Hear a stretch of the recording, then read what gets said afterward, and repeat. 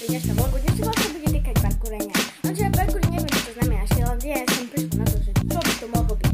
No, takže my si spýtame teraz môjho kamoša a môjho brata, čo to znamená. Oni mám určite odpovedia super, lebo oni sú jaké sami parkouristi, tak poďme sa ich spýtať.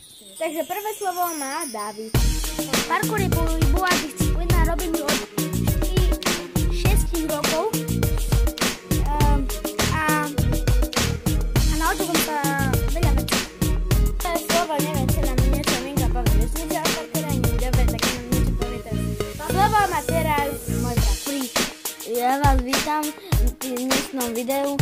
Parkour je to najlepšia pohybová vec, pri ktorých vecoch môžete aj si dať čo urobiť, nejaký náraz môžete mať.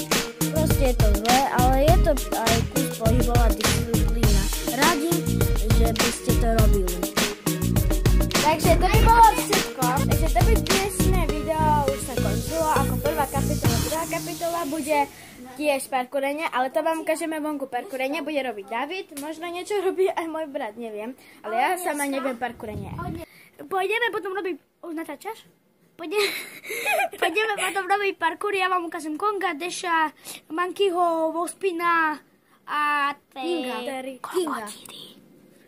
Dovidenia. Pre dnešný vlog prvej kapitoly by bolo všetko. Keď sa vám toto video páčilo, sa nechajte like, keď sa vám to nepáčilo, tak si nasterte. Čaute!